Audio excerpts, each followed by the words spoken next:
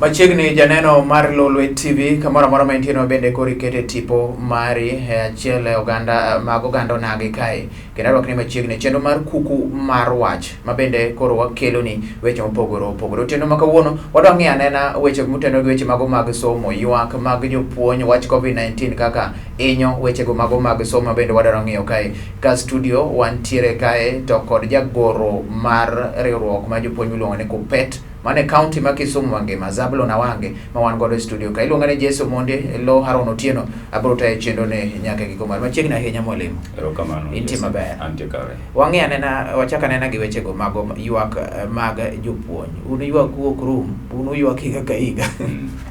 Ang'o matimore? Wan ok waywak higa ka higa. Wan wadress giluongo ni issues. Sani issue maduong' thuon weche mwawacho e puonjo kende Kenya mangima kende piny mangima e tuo mar akori manya China. Yes, mano ok jopuonji wak. Mare makoro ywak osani. Yes, to wan ok wanyal ywak. Wan wanyal dwaro mana gik moko kete makare. Ka wach ywak to neno mana kaka MP maseno nodhi oywak e bunge kaka laktache thagre ka thiedho corona. Koro ka Dr. Nyikal ma en laktar maduong' manyalo ywak on behalf of dakteche. Wan bende chuno nyaka wago koko, wan tijwa goyo koko mondo gik moko tim maber nikech kar ka somo kae ma ituono oganda ma gine mar oganda ma higa mabiro, the next generation. Koro kopwaloso maber kaka somo nyalo timre maber, then wadhi wipe corona, nyalo wipe jopuonj duto, to nyalo wipe nyithindo duto, to society probet maonge. Nicho ywako wach mano mar health cover, nicha oyie mondo NHIF bende nyalo cover jopuonj gie sani. Ang'eni kanyo samoro bende en atua moro mabende goyo. To pod bende wan gi lipode ma iwacho ni chopo odiochieng' report ma bende wayudo kawuono. Jopuonje 36 osetho nikech tuo mar COVID-19. Bende neno ka koro scheme kata wach mar cover ni bende dhi konyo ahinya kinde mabiro kae. Ere ber modhi kelonwa ahinya? Jopuonj wan gi cover, to wasebet kwa ywak nikech cover no konyo ahinya. Cover ma jopuonj en gima miluongo ni Minet. Minet insurance no kawo pes jopuonj miluongo ni medical allowance machakre 3,000 to 5,000. To odhi oketo gi onywando gi e cover moro miluongo ni Minet Healthcare. Koro kae ne gidhi gi kawo service providers gi contract service providers nikech Minet onge hospital. To odhi okawo service providers kaka outpatient nitie gik moko Bliss, Medicross gi moko. Then gidhi kawo inpatient kaka Inoka, Port Florence, Nightingale, St. Luke's, nyaka moko mar referral kaka Kano.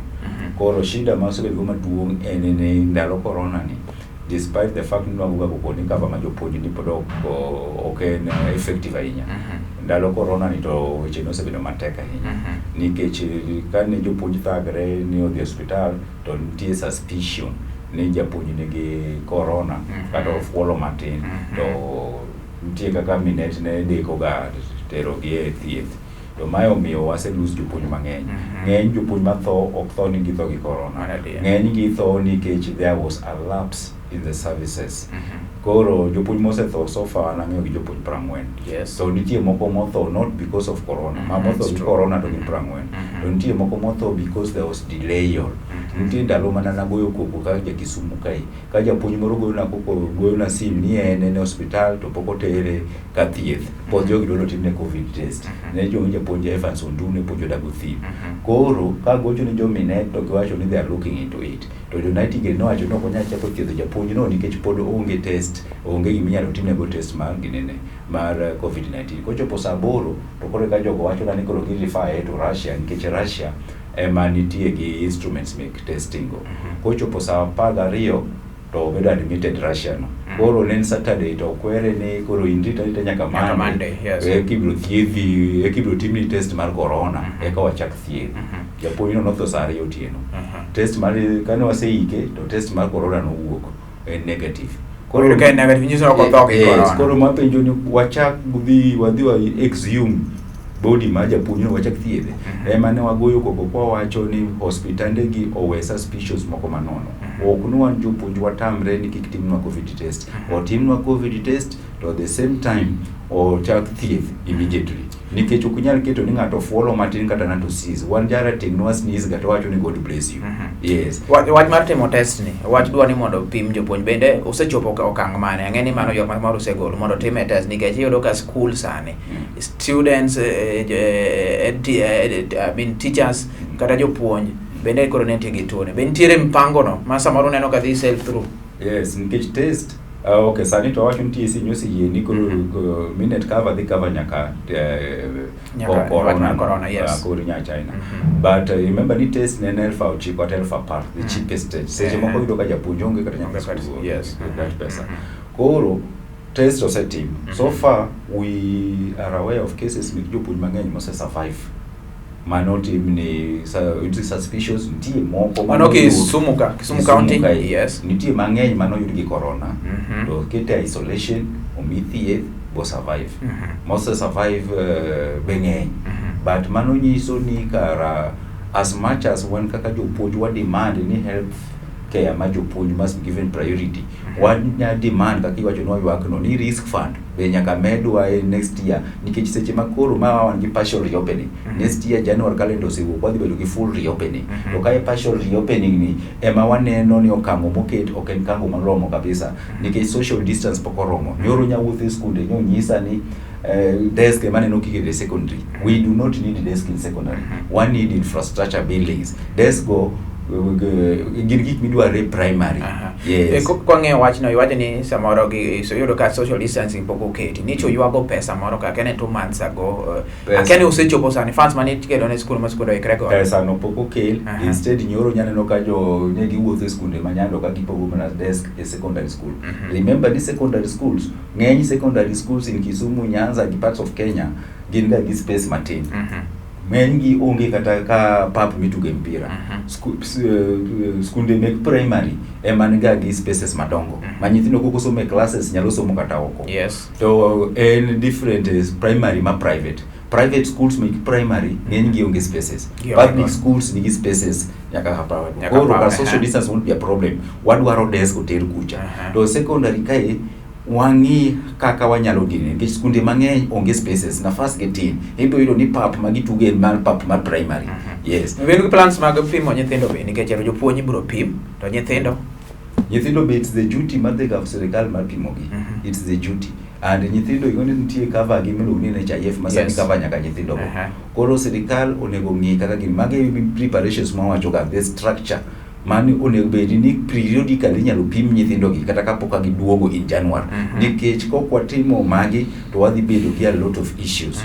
Remember ne nyithindo ma borders kosedonjo to ka borders wuok mabor particularly in county schools kata national schools eno lor ne kanyo for a period gindi lor ni gi to ka ng'ato sichelo se wuok gi corona Mombasa to biro Kisumu boys kata Kisumu girls kata Maseno to ing'eyo ni koro ka emo dwaro keye odwaro keye ni japuonj to do keye ni jatoko ne dining room cha to do keye ni joywecho to do keye ni principal. Ere ka kuma manage sani nikech wacho ni samar borders gin jogo ma bende nitiere kanyo kata kaka manicha ke donjo pok giwuok nyaka sani te skunde moko man gi day scholars to borders bende nitiere ere kaka ma koro ere ka koro mano manage yes mixed day and body to ngi issue because I was coming to that kama koro day scholars gin to giwuok pile gi the public transport gi interact gin high risk factors my ema classify jopuonj as frontline workers nikech gi deal gi nyithindo gi direct as much as what you gi mask what keto social distance say there is a limit coming to team social distance and in schools obed primary obed secondary nitie laxity moro mabiro ga ibiro yudo ni nyathi seche moko lalo mask kaka okokoni yudo ka jodongo marwako abuog rombe no irwake ni police mana poka police obiro to kaka e school iyudo ni kone ka japuonjo donje dom kama teki no ka nyithindo ringo ka kwanya abuog rombe temo rwako irwake ni japuonjo ni duty yes ma seche moko yudo ka gi share kaka ma samaro ng'ato mare olal to ng'e japuonjo chwade ni penje mas onyaka mar nyawadgi en society mwatime oko nikech oko jonyuolo kata jo madongo time ni police iye kae titime ni japuonj. Koro there are those issues. Social P was saying no some schools also get watering points. Yes. Or social distance bebe. Fumigation betemo. Fumigation no kata kiwacho ni time. Pok waneno thara fumigations. Mano e gima wadwaro notim before tarik 15. Mano pod en funds ema pod dwarore kanyo. Funds mano or remember ni no matin moko romo e secondary school mano wagoyo gogo. To sani kalenda kangiri magoha ugi kalenda. Kalenda wacho ni wabro chako January, jok maendelea gibro endelea. To koro kalenda ni wuok kode ober nikech we must have a way forward. To koro ere kaka koro jo primary podonge funds. Podonge funds, yes. Yes. We are preparing to fail. Ko fail to plan. We must plan to prepare. We nyaka plan how we are going to prepare the students. Go yepo Nyithi skunde no bedo recruited. Teachers no bedo recruited, yes. To teachers gipoko report to their stations. Yes. One go beniki say report to their stations gichaka climatize give the partial reopening jo form 4 jo class 8 gi jo class 4. To one go bedini also jo punje ma higni 57 and above.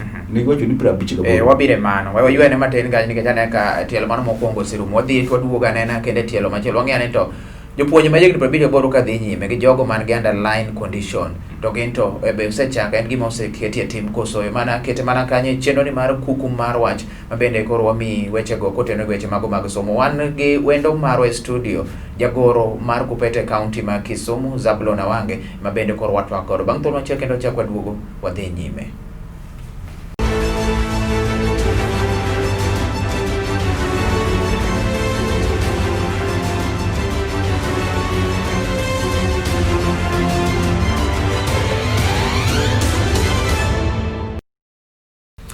Machiegni kendo janeno mar Lolwe TV ponone koro kokiyaw tipo mari en chenro mar kuku mar wach mabende wang'iyo weche mutendo weche mag somo. Wan gi jagoro mar Kupete County ma Kisumu Zablon Awange ka bende wang'iyo nena weche mutendo weche mag somo. No awe kono reduoga ng'e weche mag Sakiola ni jowuok TSC no wacho ne jopuonje ma above 58 kata jogni 58 mamara pano do manigi ginare kendo retire to kod joma nigi underline kata pre-existing conditions mondo obed oti from home ma obed implemented now bose bed implemented dhi tiyo from home now ngao kakinyati japuonj itiyo from home now ase we jopuonj mang'eny they are for the idea. Yes. Problem ni gino how practicality it is. Okopogre gi judges manyalo winjo case out.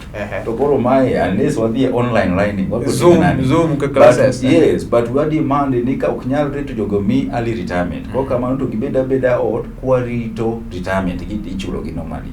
To remember ni retirement oken kata higni 60. Nitie jopuonj man gi disability. Various forms of disability to gibedo registered in National Council for Disability. Jogi dhi retire at 65 years. Koro onego wawachi ni category mane. Wan ask Kupete what demand ni chakre higni 50 jopuonj gi should not be going to school. Nikech nyithindo ma higni 55 years. Onego bed ni kichako yweyo ot. Ginyalo biro mana school periodically iwinjo to assist kaka consultants in the universities nitie jomoko miluongo ni professors emeritus gin gibiro mana once koro japuonj mosepuonjo higni mang'eny ni onego bed ni nyalo ga biro mana consult once in a while konyo ni plan makama wada loso ikonyo wa timo nang'o. Yes, kata hospitende madongo yudo ka dokteche madongo gin gibiro ga mana once okibudh kanyo mane modern structure no obed materialize. So this TSC gola circular. Gisegolo circular. So how are we going to do it with the principals? Principal to again again. Ngani be gichegni wuok. Ngani 58 55. Conditions gibe projections begin. Actually be kiwinjo media jok matho mang'eny be gin jomage timna principal yudo nyoro ja kitui moro nyotho the other time ne jatononoka gidwa nikech office mar principal cha gine ma gi receive visitors gisiko gi receive parents gi receive giromo gi ji mang'eny seche moko be mago ha obuogi kanyo gi joge duto koro chances ne onyalo bedo infected is very very high koro wanyi structure nikech principal ginyalo wacho ni obeda out kama obedo what will happen to the rest of the school nikech NAE holder, and authority to incur expenditure.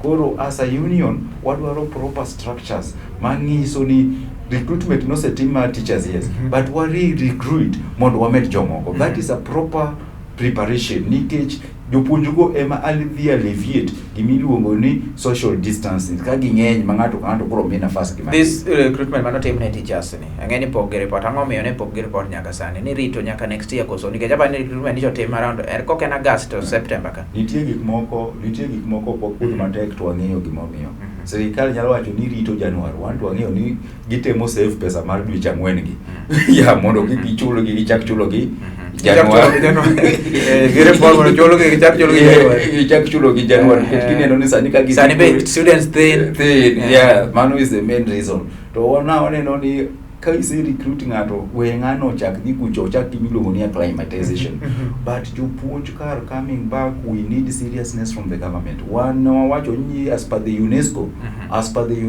ok wanyal keep nyithindo longer.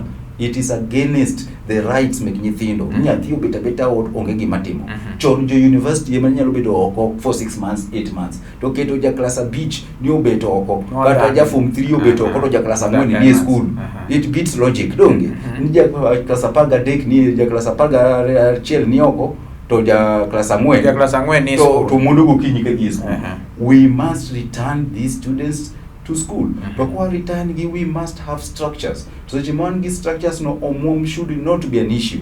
Nikech omwom no emasani imiyo serikal.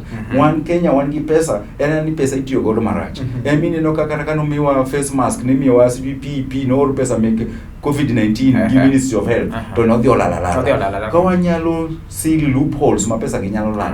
Te mo wanyalo timo maber. Emomiyo chuno ng'ato kaka Ngiri Magoha odhi to timo supervision mar ginekende. Nuneno ko goye picha ko kawo tape measure ene measure desk to it means ni oko trust nyaka carpenter modhi medo ginecha nikech jogi koketi ni nyara tin koketi ni los mandas to dhi ng'ado mandas dong matin koketi ni ol pikuon tido kod pogo pikuon dong emomiyo chuno mi Professor Magoha Ngiri Magoha dhi to pesha ginene kende onego wabed accountable onego wabed forthright and wabed gi middle integrity watim the right thing goro as much as giwacho ni Ngiri Magoha rach seche moko chule no bedo marach nikech eko nyalo golo cartels moko manie Ministry of Education to cartels gi emomiyo pesa mag COVID-19 ok bitiyo maber e Ministry of Education kaka ok otiyo maber e Ministry of Health koro wan as a union wawacho ni there be enough funds manyalo konyo nyithi school to bro konyo candidates to bro konyo jopuonj to bro konyo outsiders. Yes, aneno ga Nancy Mashara ni jowacho ni TSC gidwaro 25 billion mondo gimed ndiko godo jopuonj mamoko then tiere jopuonj thin ahinya gidwaro around 52 kanyo thousand mondo gimed godo teachers bende thin wawene mano wang'iane na wach mar yudo ka riwruok mar jopuonj machiel mar NAT ni josegolo gigolo ywak CBA margi ma 2021 mondo chakre 2021 pok gineno ka dhi bedo implemented giwacho ni ng'anyo kidek bedo from January un kaka Kuppet bende nikech umbere riwruok mar Kuppet joma ntiere NAT kanyo bende un sawa jogi dwaro between 120% to 200%. One wacho gani we are realistic. CBA manobedo signed orumo this year July. Ne wachako bet gi TSC Teacher Service Commission mar ndiko jopuonj wachak winjre over issues ma CBA ma next year nikech sani CBA wawuoyo ga chon ni corona ema bang' kwaserumo diriyo to corona no dhi oketho giti but ok nyis ni pod ok onyal wuoyo pod wadhi wuoyo to kapok wawuoyo wach CBA nikech CBA ma wadhi wuoyo ni en CBA ma dhi konyo ordinary teacher. Remember ni japuonj ma class ma dhi e class cha ema tiyo tich mang'eny to CBA mokalo cha noko konyogi CBA mokalo cha nokonyogi biluongo ni principal gi deputies gin ema nomed gi pesa masanye principal nigi pesa mang'eny kabisa jopuonj ma kodo podi yes koro wadwaro ni CBA madhi bedo gineni en CBA madhi favor japuonj ma classroom to kata kapok okelnwa CBA mala nikech mani we have to talk to the TSC gi government a tripartite discussion then odhi bedo registered industrial court to kapod mano nitie allowances must be put into the salary kata mano ochuno nyako wuoye CBA allowances kaka risk fund mano gi mar supplementary budget hardship hardship nyando sani nitie hardship apart from corona skunde moko sani are not even there. Seche ma wuoyo ni Ombaka is not there. Ombaka somo mane is primary school.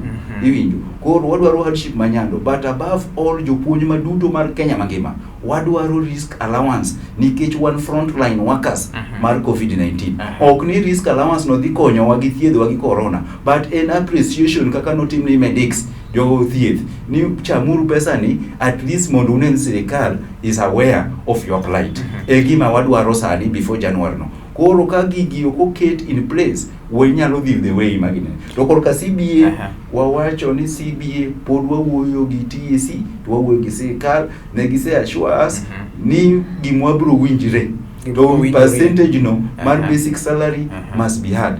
Nitie gima iluongo ni leave allowance. Leave allowance, can you imagine ni japuonj miyo en 6,000 ni mano is a leave allowance. What they demand no miwa a whole gross salary obed part of the leave allowance. Mago are part of the preparations ok ni makonyo japuonj kende to mar konyo the education sector nikech sani japuonj ema deal gi nyithindo. Remember ni nyithindo nosedhi partially open in school, but not all the students reported.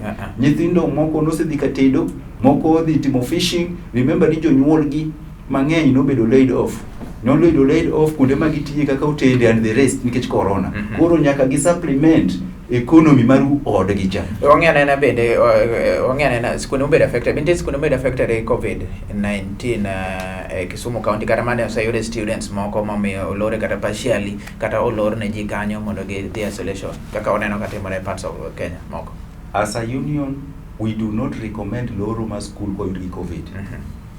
Union no wacho ni ka school mar macha yud gi corona to school no bedo an isolation center.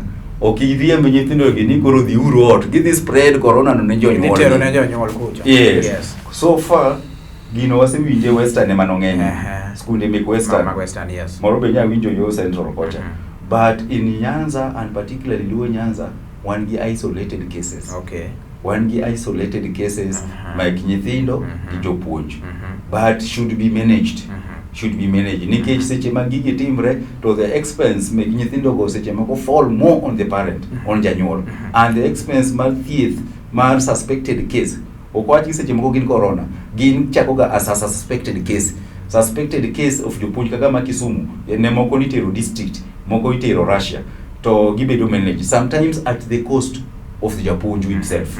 Yes. But kuonde ma wasaya unite, jopuonj go se walk outside. Again, very much cleared of COVID-19. Tikna ge wach mar kalenda na kasa oserumo wach mar kalenda mano osegol mar somo. Una kaka koped bono neno ka en gino madhi kar kako kete no ma wayudo ka jogo madhi chako school samoro bende dhi chako dwe mar 7. Mago joma koro koka donjo. Kalenda no mor kode odhi e yor makare. Iwacho ga ni sometimes kochopo ka disparate times call for disparate what? Measures. Yes. Chon Kenya ni wang'iyo ga ni kalenda chakre January to rumo December. Kuonde moko kaka Uganda exam nitimo ga kure. Dwe mar adek. Tanzania gene kete dwe mar 9. Dwe mar 9. Sani corona organize our calendar. So we are saying we have lost one whole academic year. This whole academic year must be recovered. Nyaka wa recover. Koro calendar we don't have a problem. Okay. The jokmadi implement curriculum gi jomulong ni jopuonj. Yes. The students will be there. But calendar ni ober to okodhi bedo materialize maber ka gik ma wawacho ka okoketi. Yes. Corona bro na med. Kasani was just a partial reopening. This was not even a partial. Mine in percentage martin of jokmodi school. Yes. In secondary negin na one class form 4. In primary one. Yeah. Lower primary 1. Tema corona wawinjo cases. What about kakoro it is a full school? Tieke gi wach ni mogik aneno ka sa osero tieke wach. Wach na mogik en sirikal must walk the talk. Wawe issues mamilro gi wach corona. Corona tieko ji. Waseneno kata ka ng'ato utho e gari kamano. People have been dying. Jok madongo tho. Jok matindo tho. Ka jok madongo tho tilandonwa. To koro jok matindo adimo osetho moko landonwa. Jopuonj be mang'eny tho. Principal nyalo tho tibro landnwa. To jopuonj be moko tho to landnwa. Momiyo wawacho ni sirikal must declare Kenya ni corona is a crisis. And a crisis nyaka keti ne financial preparations. Goyo go crisis. Erokamano ahinya. Nikech wach corona kata Trump manomilre kode ni yudo ka nomake. Nikech corona en gima ahinyo ji kendo gima kere ok oyiero ni ma nyathi ng'ama ng'ongo kata ng'ata omiyo koro ngima ng'ato bende koro nyaka piny owacho bende odonjre. Mano kwayo mogol kanyo kod jagoro mar Kupete kaunti ma Kisumu Zablon Awange ema bende ne wan godo e studio ka chope giko mar mi chenro ni mar kuku mar wach kendo nyaka odiochieng' mano machielo mane te chenro iluonga ni Jesse Mondi e lo Haron Otieno oriti masani.